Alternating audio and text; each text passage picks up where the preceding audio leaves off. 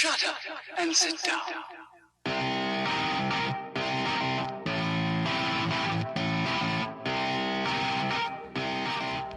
I've become kind of famous for my signature catchphrase, whammy!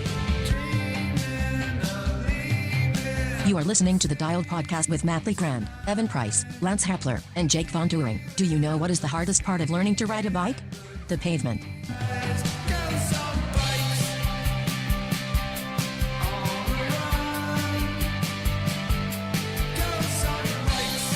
I'm all about having fun. Maybe go to SeaWorld, take my pants off.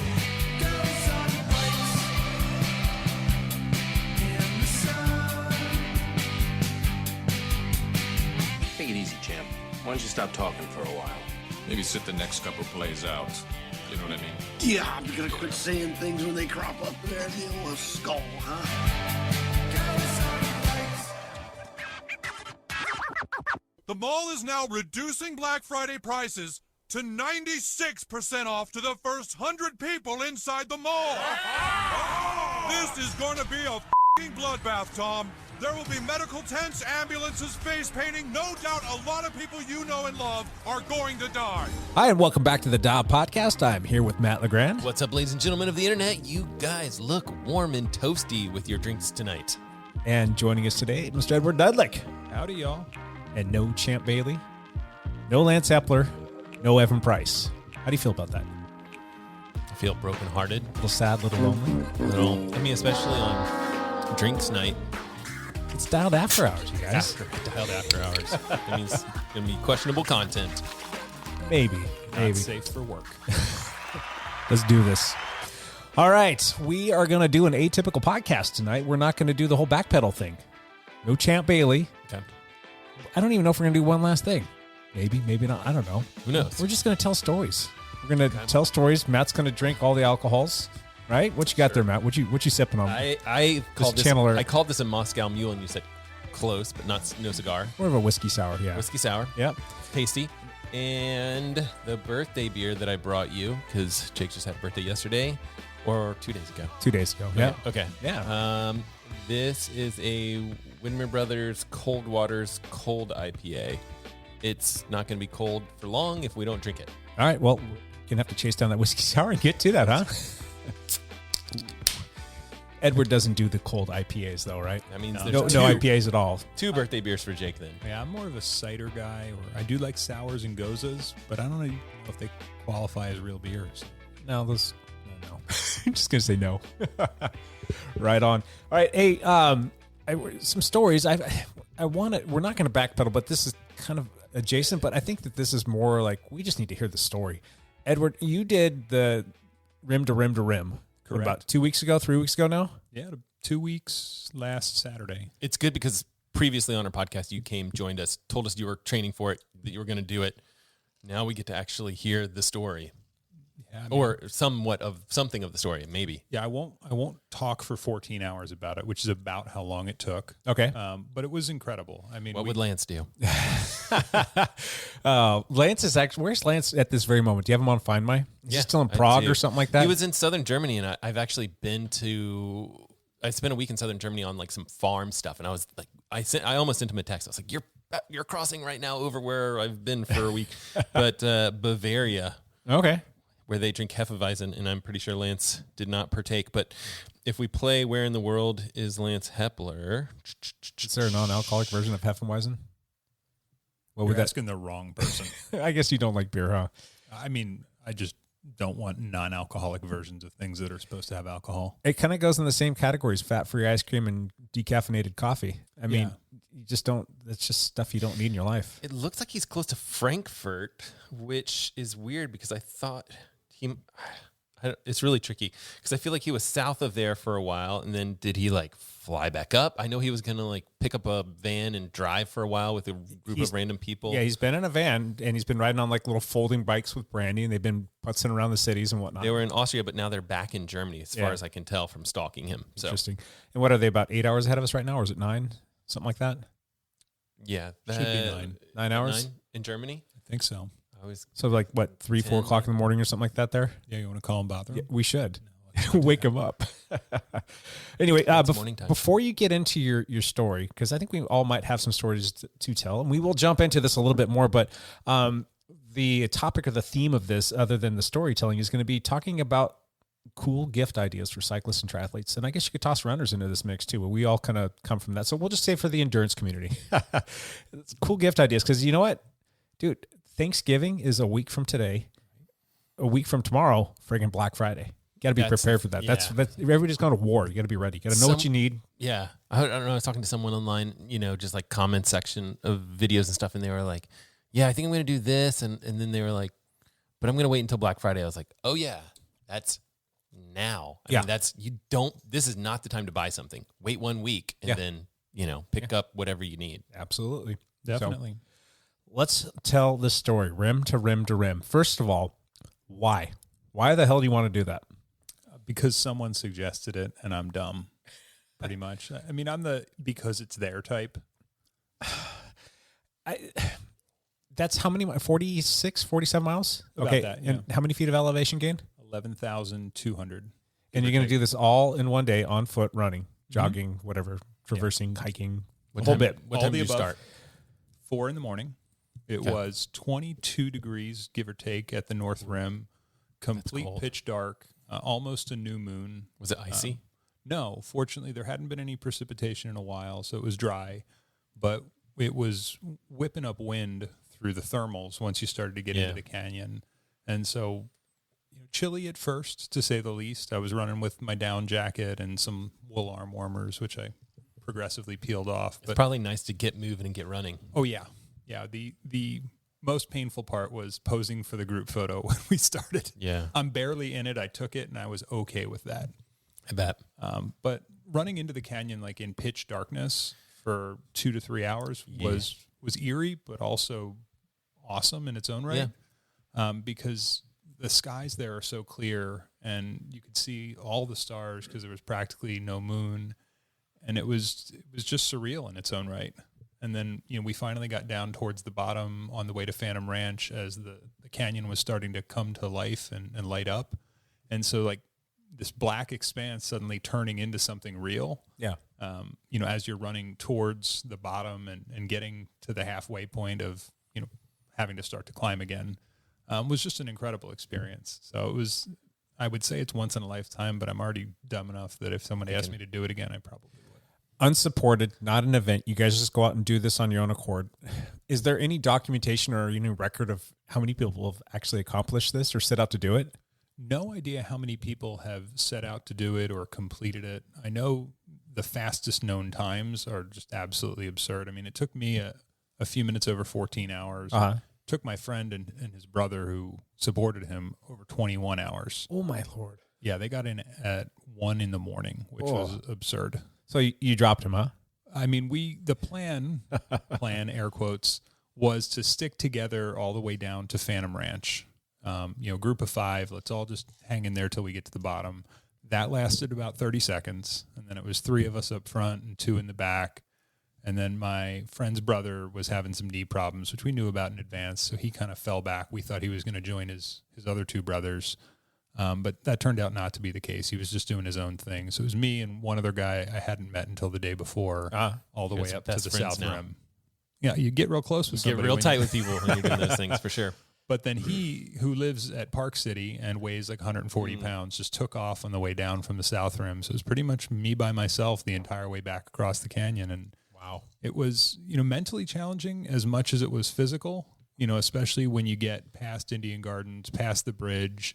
And then there's just sort of this vast flat expanse until the canyon starts to climb again. Huh. So it's really 6 miles that you hadn't seen before because it was dark.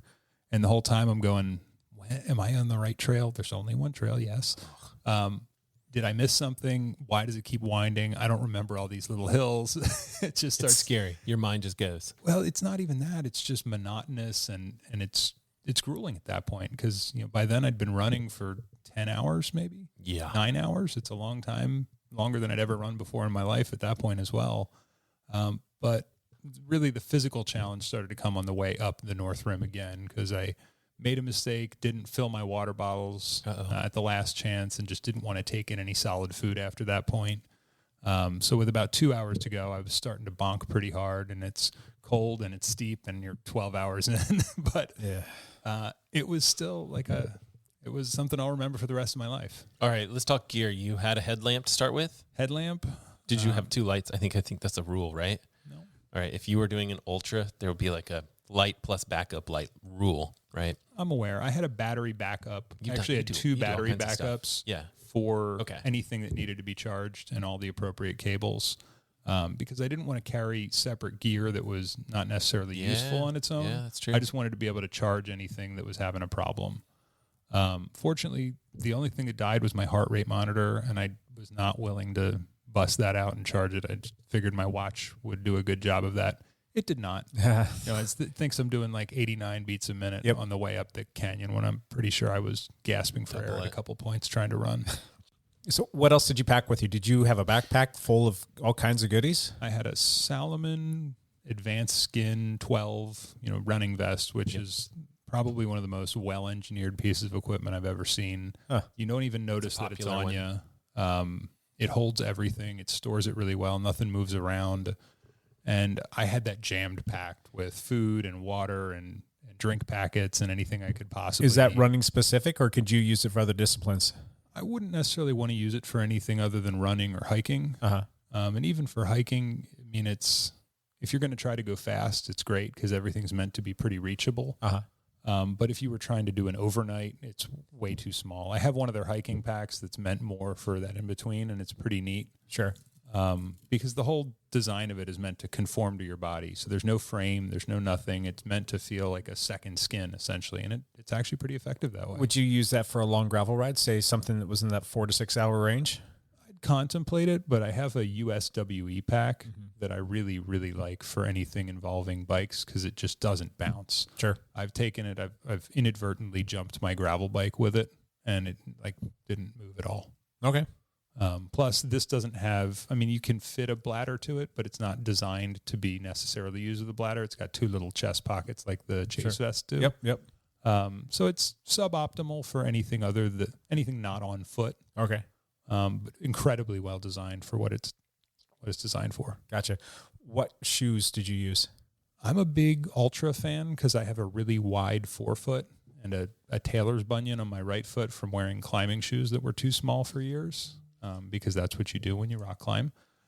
So the wide forefoot, they call it like a natural foot shape, is perfect for me. A lot of people don't like them because it's a zero drop shoe, meaning the heel isn't elevated at all, but it doesn't bother me even on 14 hours of running. So, what was the most valuable piece of equipment you took with you?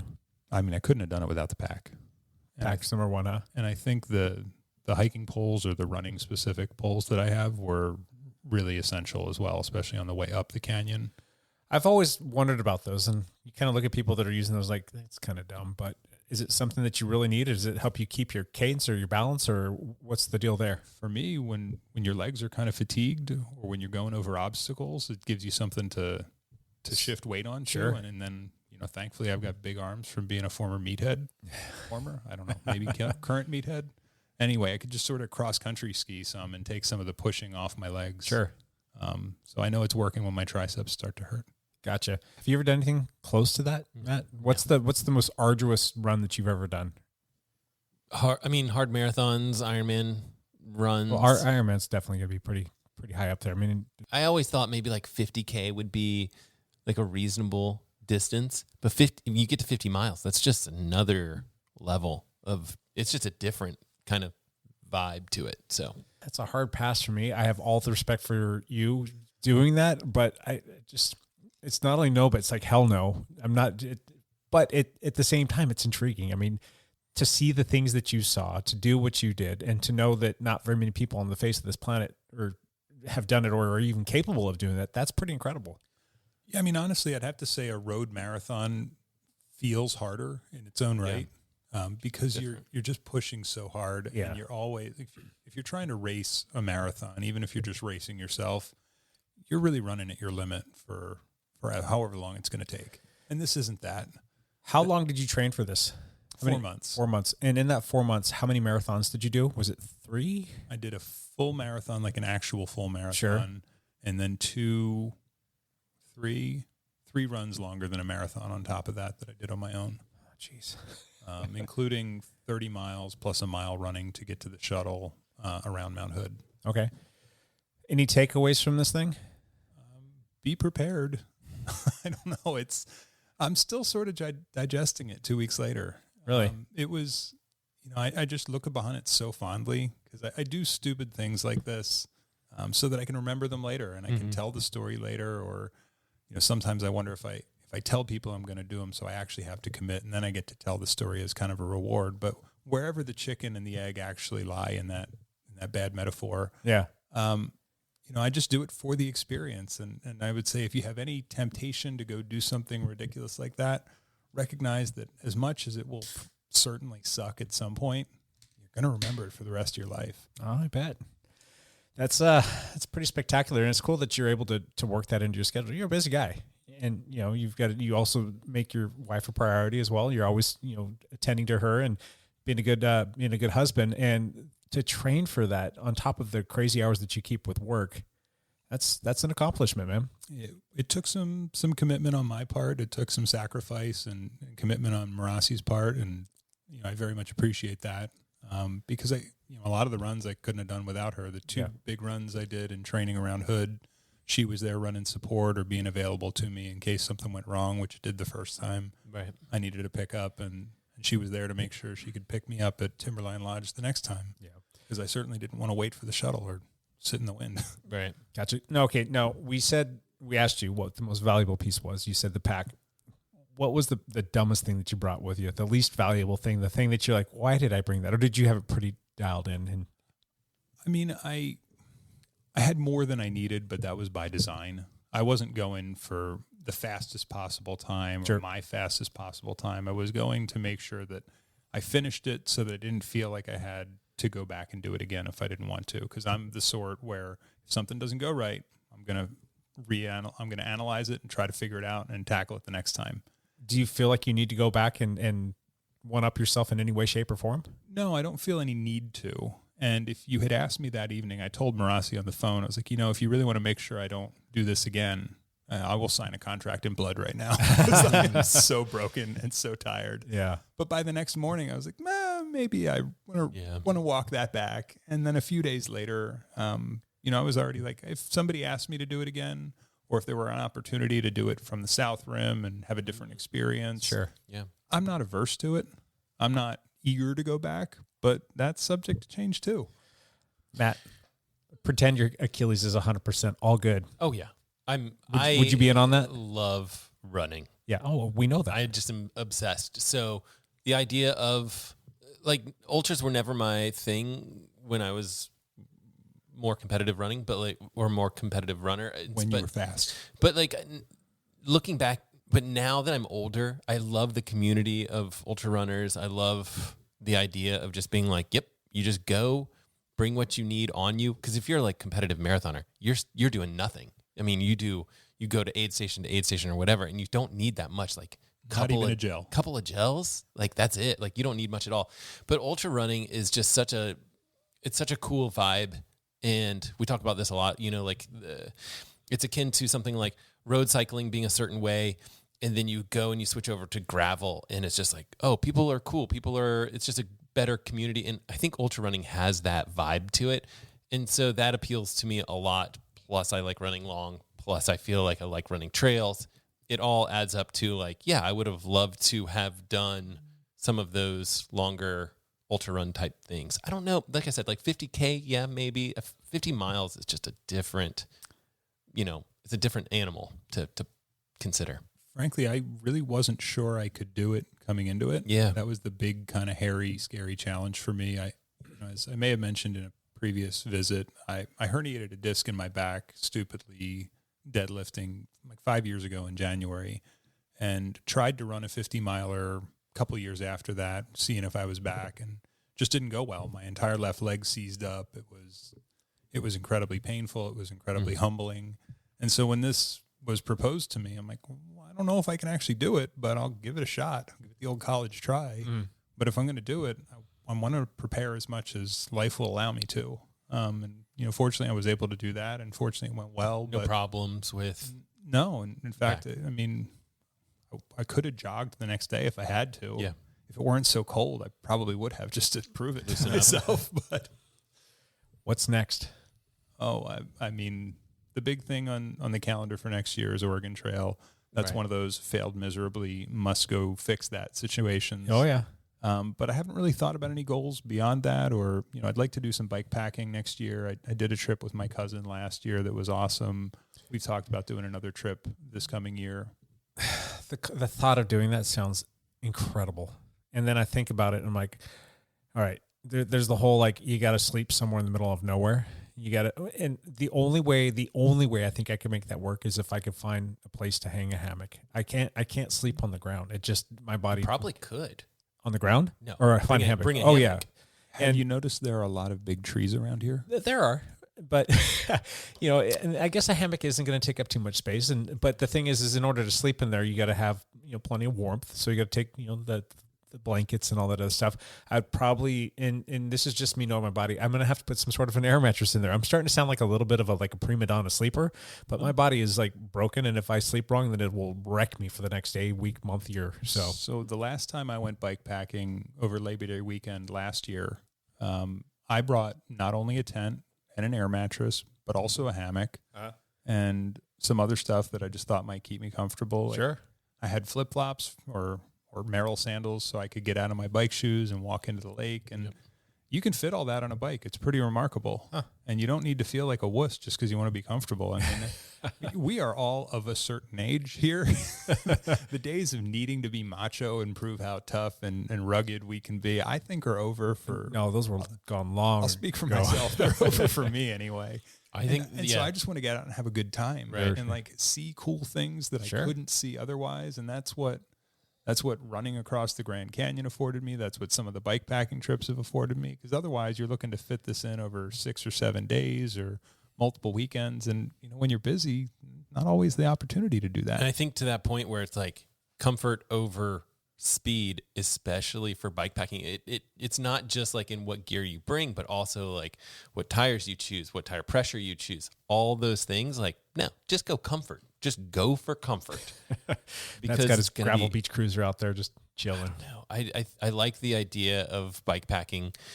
I want to do some training where, like you do a long bike ride, like 100-mile day, find a place to camp close by in case it doesn't work out. You can just go home. Yeah. Right. Like that's my idea of, and this was like my plan for this summer that never happened, was like, just try it and see, because then you figure things out, right? Like you figure out like, hey, the camping part didn't work for me.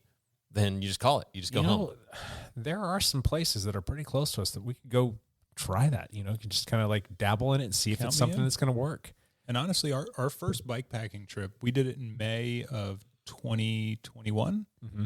It was the weekend before Memorial Day, and it chucked down rain like torrentially multiple times. So we carried everything we would need to camp and did not camp either of the nights we were out, because the first place we were supposed to, no campfires allowed.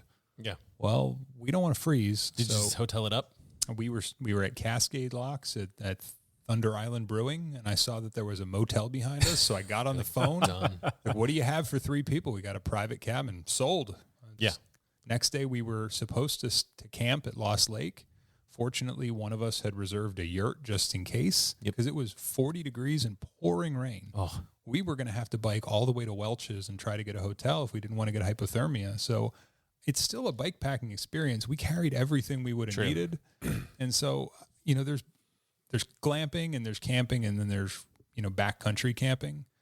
I think of bike packing as a spectrum. The experience is just being out on your bike for a few days and sort of carrying what you need, but also recognizing you can stop and pick things up. Sure. You don't need to hardcore it just to have the experience. Gotcha. There's pizza places. Yep. If Dean Karnazes can run like an ultra and have a pizza delivered to the side of the road, why can't I pick one up? Absolutely. Yeah, he would like call and order a pizza as he's doing his long run through the night, and then seriously, and that's then just awesome. like eat pizza on a run, or at least that's how it goes in his book, I think. Yeah, I mean, I've never met the guy. I wasn't there to witness it, but I know the story and I love it. Yeah, I have no problem with that. Hey, Tommy, how you doing, buddy? Cat joined us up here on the table. He's saying hi to Edward right now. All right, put a pin in that real quick. Talking gravel, talking camping, talking all the things. What is something in that whole genre that would make for a very cool gift for a cyclist that's out there doing the whole gravel thing? So, I'm a big safety guy, and if the budget is high enough... Safety Dan, do you have anything to say about this? I'm all about it, man. Whatever he's about to say, I'm like, yes. Safety Dan. Safety Dan. Safety Dan. So I would say to anybody who has a loved one who's feeling generous or cares about their safety, you can't go wrong with an InReach. Oh, I mean, there's a subscription that's a good idea. But this is my big push for Lance. I was like, you need to have this because I do not want you to die. He never listened to me, but like someone else told him and he was like, okay. Yeah, I mean, it buys me so much peace of mind when I'm out doing things that, otherwise I wouldn't feel comfortable doing without somebody there in case it goes sideways. Yeah. I was out for a ride on Tuesday. I may have played hooky from work because the weather looked clear. And, I did some research. I talked to some people who said... A lot of people from your work listen to this podcast. Oh, definitely. Just maybe 1, 2, actually, I can confirm. But in any case, turns out there was a lot of snow on the route I was doing. Oh, wow. And, I had 4 miles left to go in this 14-mile climb, and I probably should have just turned around, but we've established I'm not that smart sometimes. And so I kept going, and there was a couple of points where I said to myself, it's a good thing you've got this on you, because if it goes sideways, nobody's going to find you out here. Yeah. And it was never that scary. It was just like it's cold, and there's a lot of ice, and, things can go sideways. What is the future for the InReach for the fact that Apple's now come out with their SOS thing that's built into the new phones that are coming out? I don't think that's like fully released yet. No, it is. Is it fully released? They just released it on Tuesday. Oh, a couple days ago. Did you look at the timing there? I know, right? What are your thoughts on that? You're Mr. Developer guy that works with Apple and all that fun stuff. Yeah, I mean, this phone, as long as it gets updated software, would have access to satellite things. And for me, it's perfect because I'm not you and I'm not on the weekly going off grid, but there's that fear that like, oh, even when you like bike from here out to the beach, there's spots where you're like, oh, you get hit by a car, whatever, and they peel off, like you're not going to have connection. And so this is a great feature, and it is a huge selling piece for me for a particular device like this, considering I'm an Apple guy.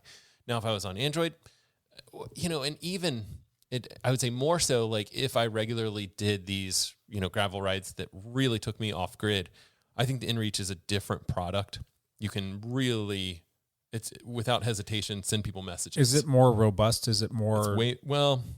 That's just an emergency platform. Yep, you exactly. can send an SOS message and basically nothing else as far as I'm understand it. That's correct. I can text from the InReach. Yeah, this is true. I can send a tracking link so people can see where I am.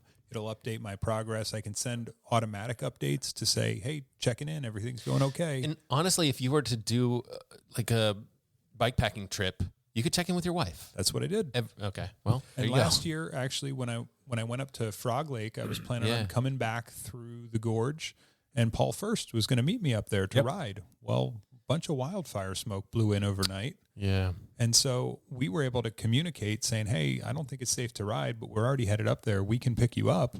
And so he and his mom came and were able to pick me up. And without the InReach, we wouldn't have been able to do that. Yeah. Is it just a matter of time, though, before Apple catches up to InReach and puts the InReach or makes the InReach obsolete? It doesn't look like it. I think the only monkey wrench that I see looking into the crystal ball would be, the Starlink stuff has potential to be picked up by a phone company. I don't think it's really weird because there's lots of odd politics between like Elon Musk and Apple.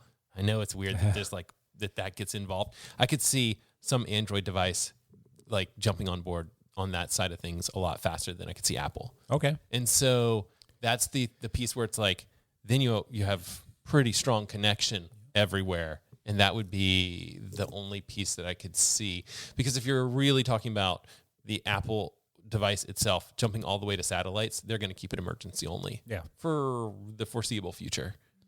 So we'll see. I would imagine, like, I think the future for the InReach is to eventually become more incorporated into other Garmin devices. So it's not a standalone thing. It's a subscription that you pay for as part of your Edge, or as part of your watch, or something along those lines. Because as a standalone device, it's fairly cumbersome. Yeah. You know, it doesn't have it's the gonna best be hard reception. It's going to be hard to integrate that into an Edge device, though. Yeah, you might be right. I don't know the engineering behind it. To me, you know, the Edge sits out in front on most bikes. It's got a clear line of sight to the sky. It's a pretty big platform, especially if you're talking like a 1030 or a 1040. The 1040, and that's for sure. That's the demographic they that would would do want that. Like if I had an InReach into my 1030, if I could upgrade that right now, even though my 1030 is a year old, I'd probably buy it. Because if they said like 1050 can do satellite connection, that would be. Would you buy a 1050 if it had a little bit of a horn of an umbrella or an antenna sticking out of it? Yeah, probably. I don't care. Maybe it has like a little flip. I don't need that to be the Yeah. most aerodynamic thing. You know, I'm taking that out because I want to go get lost somewhere and make sure I'm not actually lost. Yeah, that's interesting. I think that would be an interesting product for Garmin. I think the step, whatever, second step for them, you know, step 1 is where we're at. Step 3 is maybe having an Edge device or whatever. But I think the side step is going to be having all of these little devices, and that's your Phoenix, and that's your, you know, top end devices where you, and I think some of this stuff already works, but you're integrating your watch or your Edge device with the, you know, actual satellite phone that you have in your pack that you don't have to get out, right? It's like you don't have to get it out. You can do everything through here, but it is relaying that information through the actual satellite phone. Yeah, a lot of that already exists actually. Right. And with the new InReach 2, which I don't own because I bought mine before it came out, there's actually a lot more integration with other devices than mine currently has. You know, if I want to text from the InReach, I'm doing it from my phone. Right. I get out the whatever Garmin app I need. Yep. And I type up the message and I hope to God it sends. Or I sit still and wait until the thing makes some noise and tells me that it's sent.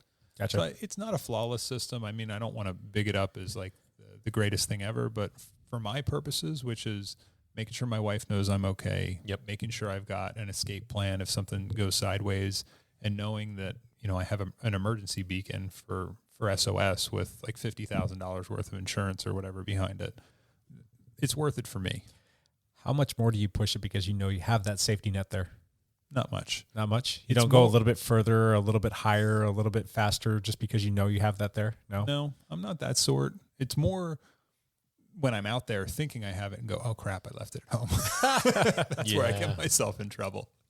I believe that. So the InReach, what is that, $350? Give or take. And then the monthly subscription is like $25-$30? Yeah, like, for the middle tier, like always on subscription, it's about $25, I think. And you can pause it. So correct. This time of year, maybe for you could pause it. I just keep it on. Okay. It's an insurance layer. Yep. And I figure if I, you know, just tack it onto the overall insurance bill, it really is a drop in the bucket for me. I could see people pausing it during the wintertime. They do, but I like to go snowshoeing. Yeah. And I'll still ride my bike in winter and through the snow. I'm not that smart. Gotcha. All right. What's something else gravel related that would make for a good gift? I mean, I think anybody running tubeless tires probably needs a plug kit. Yep. That's what I need to buy.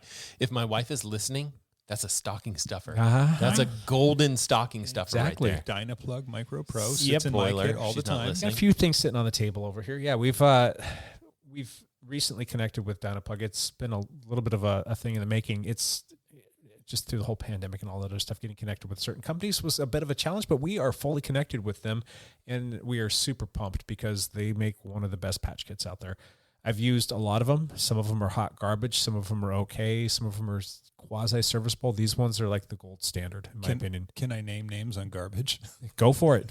Stan's Dart. Yep. Is it bad? Oh, my God. See, this is so nice to not have to think and just be like, all you guys have done all the work for me, and I just reap the rewards. I loved the idea because it's so light and it's so compact, and it's garbage. Yeah. Like I have never successfully plugged a tire. I took a tire that I knew had a cut in it and put it, and it was still on a wheel. I'm like, all right, I know I'm throwing this away, but let's see if I can at least get it to seal. I think I broke 3 plugs without ever getting one of them in the tire. And so I threw the whole thing away and bought a Dynaplug, and I have never looked back. Yeah. So I mean, you and Lance and I, we had to use it when we were up at Timothy Lake over the summer. It took a minute. Yeah. And just plug it and go. And they've got a few different iterations of it. We've got, what is that, the pill or something like that? Is that what that's called? The Micro Pro. So they've got a couple different, they've got a couple different thicknesses. One of them is going to be more for the smaller cuts, and then some of the more large, egregious cuts that you will get on a gravel bike or a mountain bike. They have a bigger plug for that as well, which is pretty cool. At the lab, it's been one of those things where we get the chance to like try out a bunch of stuff. We had some darts come in as well. We stocked up a few of them. We tried them, and we're like, yep, not going to ever order those again. Those just aren't any good. We don't recommend them. And that's one of the nice things is we get to play with things. And if it's good, we'll keep it around. If it's not, we'll let people know, and we'll just say, all right, au revoir.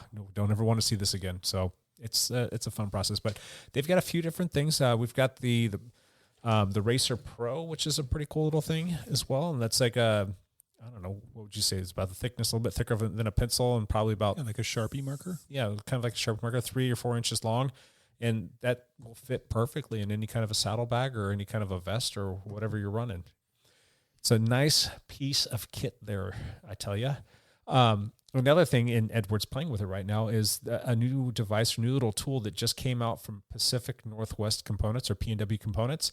It's called the Pebble, and it's this little tiny multi-tool that is fantastic.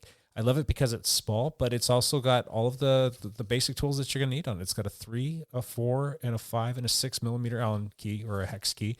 It's got a Dynaplug that's actually built into it, and then if you unscrew the Dynaplug piece off of it, you've got the Torx T25. All of this in this little tiny compact thing that is just, it doesn't take up any space, and it's super light, and it's built really well.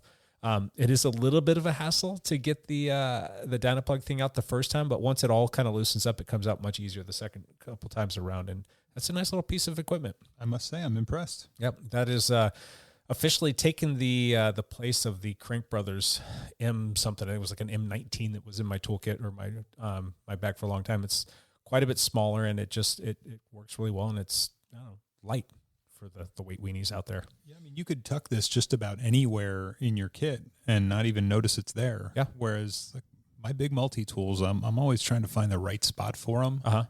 And, I have one of those muck-off packs that I got from the lab, which is awesome. Yeah. It would be another great stocking stuffer, a little like muck-off There's wallet. so much for muck-off. I feel like that's Well, and hot pink.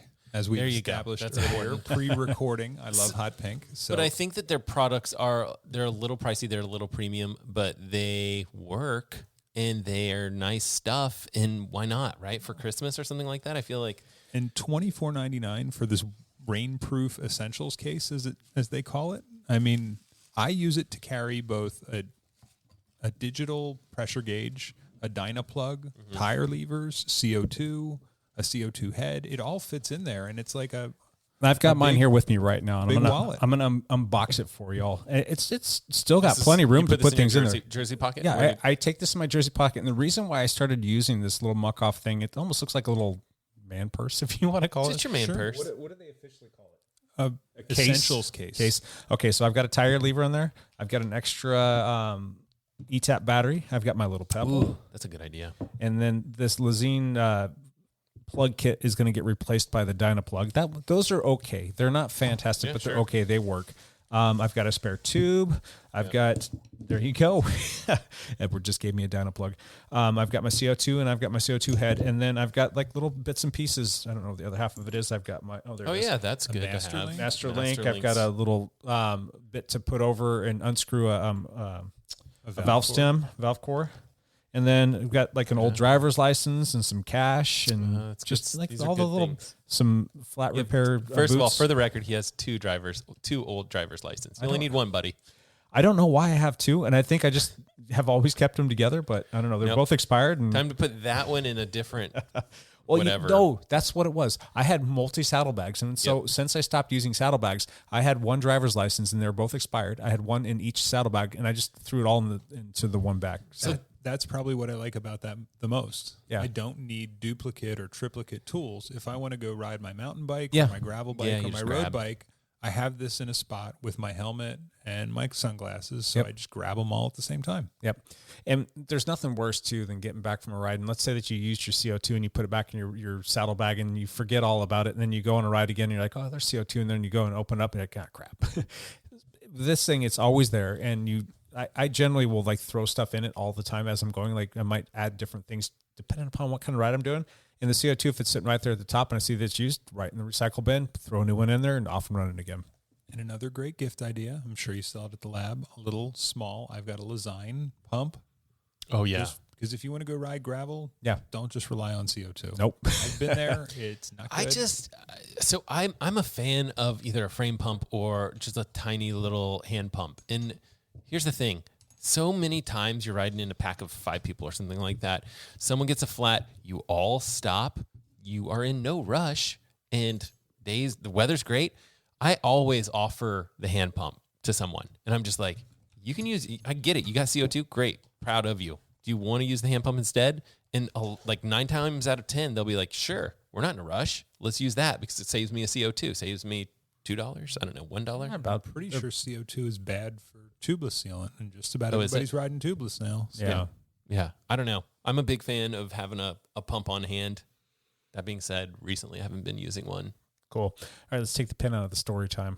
What else is going on here with the whole gravel stuff? You got anything else on the plan or on the docket? No, nothing really yet. I mean, I'm exploring some things. There's talk of a long ultramarathon mountain bike race later in the year with Evan and I. Oh, cool. Oh, wow. I think he's mostly Evan lobbying. needs to avoid the mountain bike. Well, I don't think he intends to do it at all. I think he wants somebody from the area to go not have a dismal showing at Telluride.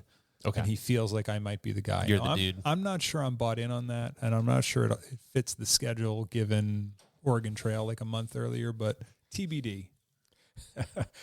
Oh, that's... I don't know. I'd love to see Evan try it again. I just think that he needs to kind of get his confidence up because I think he got his backside handled to him just a little bit on that, and it was kind of funny listening to his buddy Kit kind of tell stories. But I'll leave it at that. It was fun. Evan is very good at some things bike related. I don't think he would take umbrage with the idea that riding off road is not on that list. Yeah. How about you, Matt? What do you have planned? Are we on safety patrol? Because I got ideas. Do safety patrol. You can talk about some stories, or you can talk about what you want to do next year. Or you want to talk about products? What you got? Next year, I want to keep making videos because I'm having a blast doing that for the most part. Sometimes stresses me out, but where are we at? Where are we at with subscribers these days? I know that's not the big metric. It's more of like the views that you're getting. But I don't know. You crack 20K yet? You getting close? No. Yeah, that'll be next year. I think. 16,000, about 16,500. Good for you, man. So I'll be at 17 or 18 by the end of the year. So, company sent me this thing. And so going back to our little, like using a jersey pack instead of, the saddle pack. I was looking at my saddle pack and this company sent me this thing where it's like, okay, I need to remove my little under seat saddle pack to use this light that they sent me. It has turn signals on it, which not going to help you on the gravel road. No one cares about that. But what's interesting is it works with the computer that they have as well. The computer's a piece of junk, if we're being honest. But if you program in your route, it'll automatically do turn signals for you behind you. So it's like it knows you're turning, and it'll just put the signal on for you, which I find very interesting. And I'm not sure cars need to know that I'm turning that much, but I love the ideas of just like having lights on your bike, just showing like as much information as possible. Just the more safety, the more better, in my opinion. What's crazy about this is, and you guys have probably seen, either advertisements or whatever for this, it'll shoot lasers down and give you like a safe passing range for cars. I assume, I've done zero testing on this device, but I assume that this thing is really only going to work at night. So when I used to bike commute in DC, I bought one of those crappy like laser line things. Yeah. It never really worked that well, but for the $9.99 or $19.99 I paid for it, I wasn't terribly surprised. But I love the concept because I like the idea. This one is, I think, $120 or something like that. And you need their crappy computer to do. Okay, so it comes with a little pod that you can put on your your handlebars so you can press the buttons yourself, which is going to be the way to go because you're not going to use this crappy computer. Okay. I mean, I was open-minded and still disappointed with the computer part of this equation. However, this little light thing, and I'm not 100% on this thing because it is made of kind of plasticky stuff. And I'm like, this thing gets dropped once. I don't know how much survival it's going to be able to put together. But the concept of having lights on the back, nicely tightly tucked underneath your seat, and this little laser piece, I like the idea of it. So I kind of decided, okay, I'll review this. I'm not going to review the computer except for in passing. I'll mention it. And they sent some other stuff too that I'm not going to review. But the light thing's interesting. But it tied into the whole like, hey, you're going to get rid of your saddlebag. Then maybe some concept like this where, yes, you're using multiple bikes. You're using your mountain bike. You're using your gravel bike. You're using your road bike. Throw this in the jersey pocket and you're good to go no matter what. I like that idea. I like it too. Especially if you have lights and all kinds of stuff on the back of your bike. The product recommendation that I have is, I haven't tested this weird turn signal thing enough to make that a recommendation. What I have tested is bike radar systems. Oh yeah. And imagine if you had turn signal lights in your bike radar. Maybe. This one that I'm testing right now is from a company called Magene. Magene, I think. I don't know.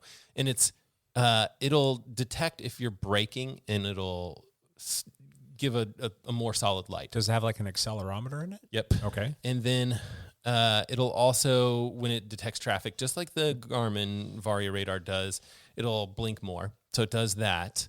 It'll also detect that you've stopped and moved on and forgotten about it. It'll automatically turn off.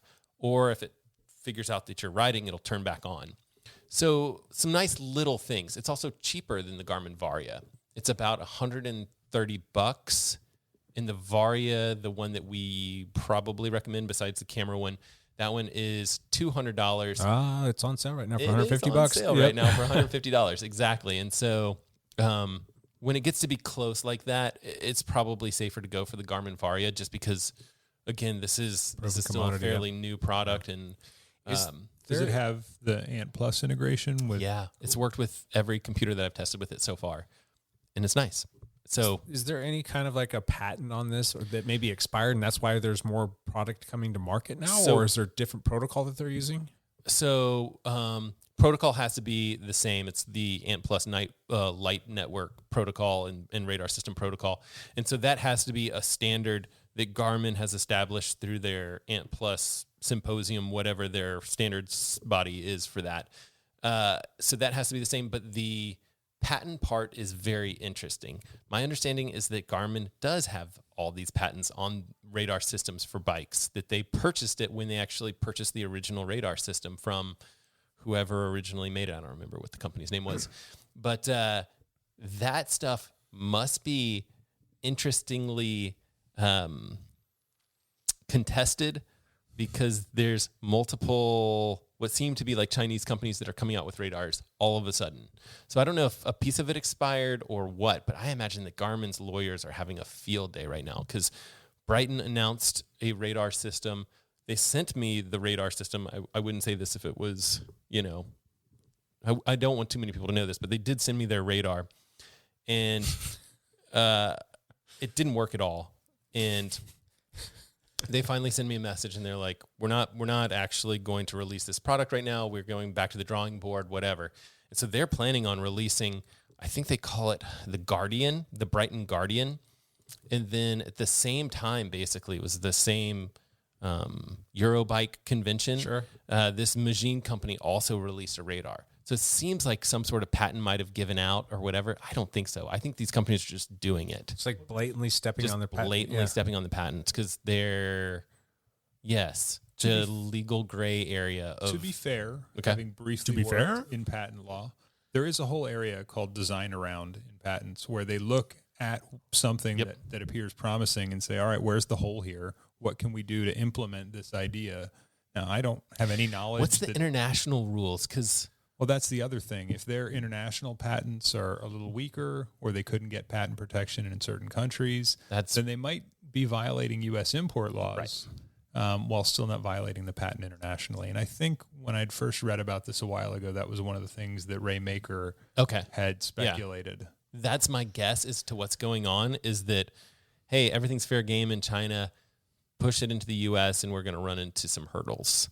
Yeah, or just make the money while you can and see if Garmin just gets a cease and desist and says, all right, leave, and we'll let you go. Who knows? Yeah, but they're going to be constantly, this is the, you're stepping on 1,000 different, bike retailers that are bringing this product in, as opposed to, going after the source, which is in China, which they can't get to. So it's going to just be whack-a-mole, right? It's going to be a problem for Garmin. But I guess that's why they have like a, full building full of lawyers. Sure. That's the game they're going to play. So to the best of your knowledge, is it just 3 companies then? Garmin and these other Brighton, and then who for the other? Magine and Brighton. Brighton's their radar does not work, and have yet to hear back from them on an actual date for that product. I actually took it out, didn't work at all. But the Magine one works, and it works fine. It's just, I actually tested it side by side with the Garmin. I used the Garmin 515, which is their kind of middle, would you call it the middle of the road Varia radar? It's kind of the standard one, right? Yep. It doesn't have the camera. Doesn't have a camera on it, but it does have a tail light, which I feel like those are the most closely matching products. And it seemed to work really well. I wouldn't hesitate to use it. I think the big thing is you can have false positive, right? Where it's like, it says there's a car there, there wasn't a car there. You can have that. That can happen. What you can't have is false negative, where it's like, doesn't tell you, oh, there's a car there. You drift out in traffic and there was a car there. Oh, yeah. So that's the game we're playing, and that's what you really need to test with these products when you're testing radars, in my humble opinion. But this one seems to work pretty well. You're obviously running a radar, because I know that you absolutely love them. Are you using the 715 or using the 515? I'm using the one with the camera, which is the 715. Yep. Yeah, that's my go-to device. I always put it on. I always press record. I always go out there. I'm testing this Magine one because that's, what I am doing, because I'm always trying to make videos and stuff. Yep.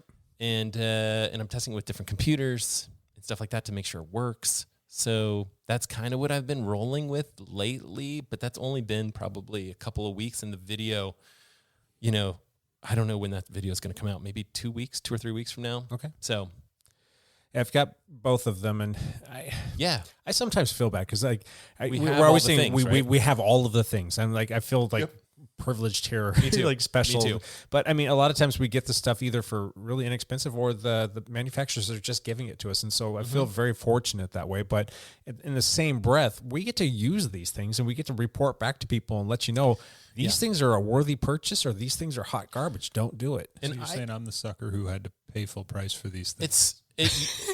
When you do, I feel guilty every day when I'm like, I've got these 8 bike computers. Which one am I going to take today? Yeah. Like, you feel like a jackass. There you go. That's that's it right there. I think that you at some point, like, either you trust me or you don't. And if you don't, that's okay. I'm fine with it. But I do think that, like, you have to be, you're even more critical because you're exposed to more devices. Sometimes I think with watches, because I have a stupid amount of watches, that I might not be a good judge, only because someone will be like, okay, well, you're wearing this one and that one or whatever. And I'm like literally changing watches multiple times per day. Like, I don't see think Matt I was wearing this once one. or twice a week, and he's always got a watch on each wrist. Yep. Right now is no exception, and it's always different. It's They're always a different watch, and sometimes not allowed to talk about them. I'll get slapped. I'll reach across the table and he'll slap me and say, "Don't talk about the watch." But here's the crazy part: is like this morning, I don't think I was wearing this watch, and a lot of times, what people want to know is like, okay, when you've been wearing this watch for, 24 days straight, and it's tracking your such and such, and I'm like, shoot, I never wear this. I very rarely wear a watch that long. Mm-hmm. I'm maybe missing out on some judgment calls because I'm not using it enough, or I'm not using it consecutively enough. You ever watch MTV Cribs?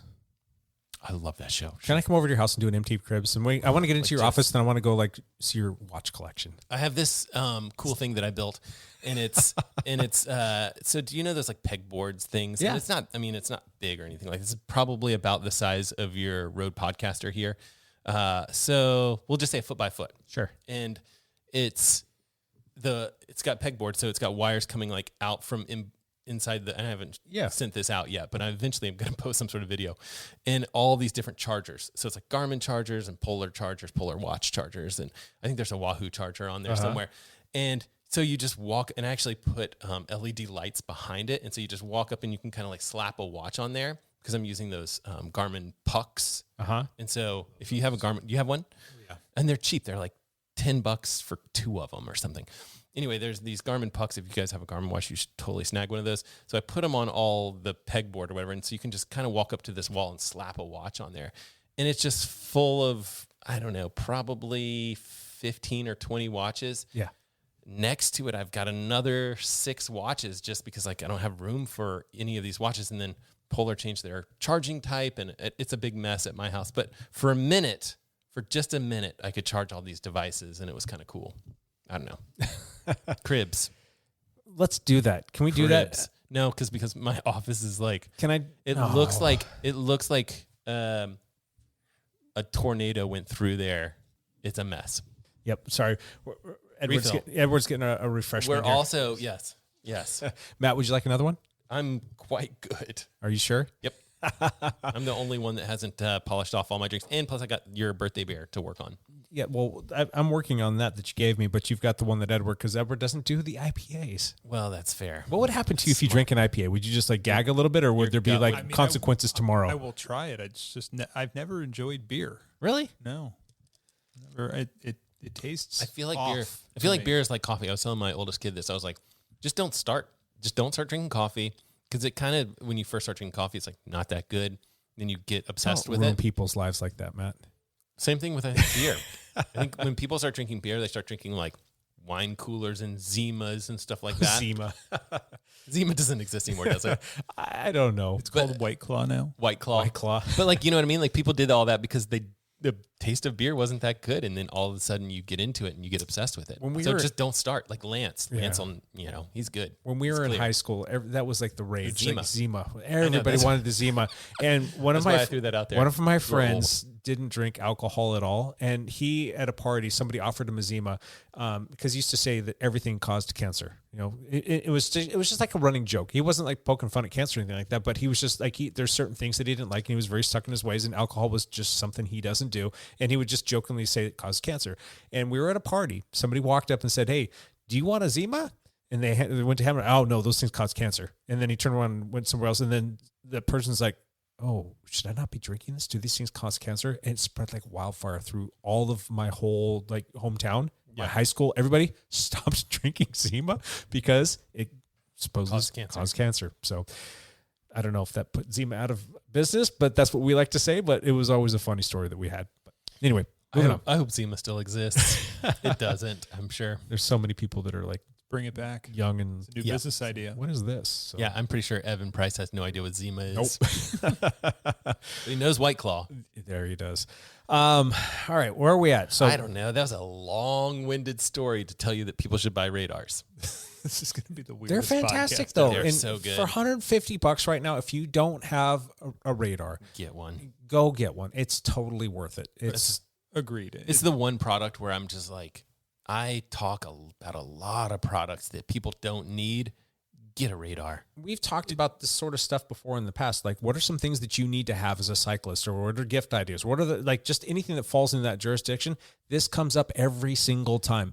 And so many people, I mean, we've sold hundreds of those things, and everybody says, like in the beginning, like, oh, people tell me I don't like it. And they'll come back and tell me, I didn't know how much I needed that thing until I started using it, or I didn't know how much I was going to love it until I started using it, and I didn't know how much I was going to miss it until I didn't have it with me. I feel like I'm riding naked. That's just it. It's one of those, I should have bought this way sooner sort of things. Yeah. I bought one before we moved out here, so 2 years ago. Sure. And I had been riding on the road for a decade plus. They'd been around for a few years. I thought they were silly and spendy and whatever. And then the moment I was about to get buzzed by a car and I knew it, I was like, oh my God, where have you been all my life? Yeah. I'm just like, if I could give you this, I would. And I don't know. I mean, I don't know how to tell people any more than like, it's hard because it's like, well, I can use a mirror. Like, that's great too. Do both. Yeah. And you'll probably like the radar. Any of you guys ever had a bicycle stolen from you? Ooh. No, fortunately. No? I have not. As far as I know. I had a Stingray stolen from me when I was a kid. I was just a little... Still angry about it. Yeah, bull cut kid that was riding a Stingray over to the local market, and someone stole my bike, and that was way back in the day. But let's fast forward to today. I haven't had a bike stolen from me personally. The lab's been broken into, and we've had quite a few bikes that have lost. That was kind of a sucky thing. But could you put these on a whole bunch of bikes at the lab? I mean, sorry, I don't want to give up. You technically could, and we're going to jump into the next thing that we're going to suggest here. It's from Nog. It just came out. It's called the Scout. These things are pretty cool little devices. Let's see if Matt can figure out how to open it up here or not. Well, I don't want to rip anything because this is a product that will potentially be sold. That's all right. We'll never figure it out. You want to play with that real quick? So it's called the Nog Scout, and what it is, it basically bolts to your water bottle cage. Yeah. Or underneath your water bottle cage, between the frame and the bottle cage, and it's very slender. It's only 25 grams. I thought it was yellow for a minute. I was like, that's not good. Like if you're not running a bottle cage and you want to put the yellow thing over it, you can, but you don't have to. It's just if your bike is yellow, sure, do it. But otherwise, this thing is supposed to be subtle. Yeah, it is. And for thieves, if you mount it underneath a bottle cage, it's going to be pretty firmly secured to the bike, and it's going to be a hassle to get off. Yeah. No one's gonna. If you're stealing bikes, you're not gonna notice. Yeah. So these things you can actually alarm. So let's say you walk into a coffee shop and you even have like a bike lock on your bike or something like that, or like a little auto lock or something along those lines. If you arm it and you go into the coffee shop and your bike's locked and somebody even moves the bike and jostles it in any way, shape, or form, it sounds an alarm, and it's a pretty loud alarm too. I think it's like 85 or 90 decibels, somewhere in that ballpark. It's loud. So the chances of somebody wanting to take off with your bike or try and screw with it or try and cut your lock because of an alarm screaming, that's probably not going to happen. They're either going to take off or they're going to grab the bike next to you. It's kind of like that old thing, like, how do you not get killed by a bear? Just be faster than the other guy running with you. Yeah. It's kind of that thing. So if your bike has this on there and somebody's messing with it and they really need a bike, they're probably not going to take yours. They're probably going to take somebody else. Yeah. Sorry, Edward, if you don't have that on there, but they're going to take your bike instead. No, I haven't had a bike stolen. I mean, I've been very fortunate that way. But my understanding is they're mostly crimes of convenience. Yep. They're going to steal the bike that's unlocked versus the bike that is locked versus the bike that's locked and has an alarm on it. So that's point one. And that's kind of like the first line of defense. The thing that's really cool about this, and it's got its pros and its cons, but it actually works just like an AirTag would. AirTag. And it works with the Find My network. So if your bike gets stolen and this thing is on there, you can track it with the Find My. You can go find the bike. And if the people don't know to take this thing off, and you literally need to have like a 4 or 5 millimeter Allen key, and you got to unscrew both of the bolts that are on the bottle cage, and you got to take this thing off and you got to ditch it. That's probably not going to happen. And you're going to know that your bike's probably stolen. I will say that if they are professional bike thieves and they're throwing bikes in vans or whatever it is, eventually the Find My network will tell them like, hey, you've been traveling around with an AirTag, and they're going to start going through their inventory and they're going to figure this stuff out. Yeah. I will also say that somewhere on my mountain bike, which because you worked on it, was in your van. It was in your van for a while.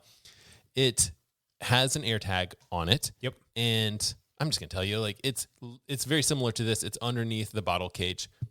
And peace of mind, man. It is just, so I took that bike with me to a couple of different cross-country races.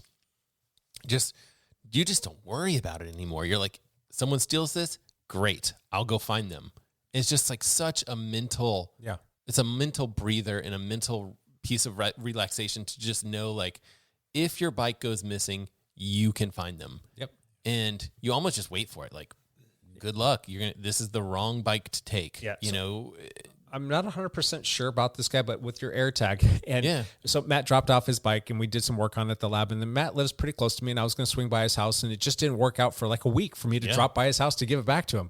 And every time I would get in the car, I would hear the AirTag start to chime. I'm like, all right, well, Matt's AirTag's chiming to let me know that, Matt's trying to track where I'm at. And I'm sure it's sending Matt a signal saying, your mountain bike's on the move, Matt, it's going over here. So, I mean, we would have that probably thing going on. And then my phone would tell me that there's an AirTag not belonging to me that's using my phone to tell its location so that Matt can't stalk me or if Matt's Sure. trying to stalk me, I at least know what's going on. But I wonder if that feature is even enabled on this. that's the It thing. would be. I don't know. If it's Find My compatible, It it is. would be the same situation as an AirTag. Okay, So it's using the same protocol. correct. Which I think this is nicer because it's a little bit slimmer than what I have. Mine is basically a piece of plastic that has an AirTag that drops into it. Yep. The one thing that I will say, I don't know if we talked about this on air or if we talked about it before, Muck Off, which is a brand that we all like a fair amount. They make nice stuff. They also make the exact same thing, and it's an AirTag thing that goes underneath your cage or of your water bottle. That one is pink, hot pink, which only is going to work for certain bikes out there because you don't want to scream, hey, look at this little thing underneath my water bottle cage that you might want to remove so that you don't have an AirTag tracking you. I saw that. Hot pink. I didn't look to Why? see if they have other colors though. Why? Do they not have other colors? It's only, from what I saw, it was only hot pink. Interesting. I know that Matt, you got to go soon here. Yep. I got to go. This thing is though. It's fantastic. It's here's the drum roll. It's $60. Yeah, but You for what it kicking or does, sticking.